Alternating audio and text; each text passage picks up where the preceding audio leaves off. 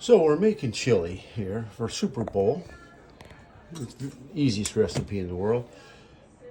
Start out with 2.5, 3 pounds of ground beef, which I had in the freezer. I took it out, and then we come over here and we get everything ready ahead of time. That way, there's no problems.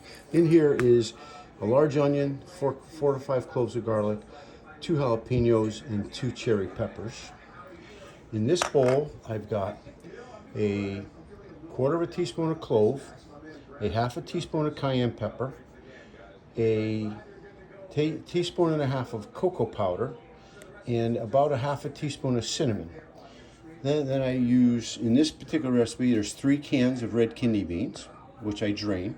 I also have a can of fire roasted tomatoes, a can of tomatoes and chili. And normally I use 2 cans of these, but we had fajitas the other night, and we had a half a jar of salsa left over. This is the salsa you have in your refrigerator.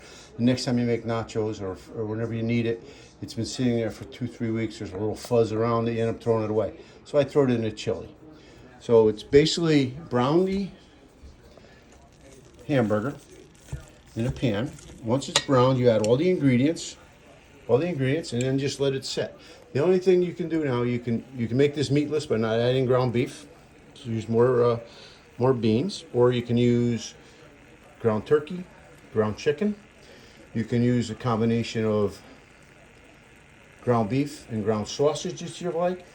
I'm also adding to this a container of smoked brisket, which I had left over from a party I had not too long ago. I had some smoked brisket, and these are all the pieces that fall off. I normally make corned beef hash for breakfast, but this makes it a real good addition to the chili. Okay, so I'm going to brown everything, get everything, and I'll show you everything when it's almost done. Well, there it is. It's all together. It's the only other thing I added to this that I didn't include in the original recipe was, again, the tomatoes from my freezer, because you need it. I may need to add a few more tomatoes. I guess let this loosen up a little bit. I may have to add another pint of tomatoes or so, and also a half a cup of tomato ketchup. That's the sweetness ingredient. Just let this cook for about an hour and a half. You ready to eat?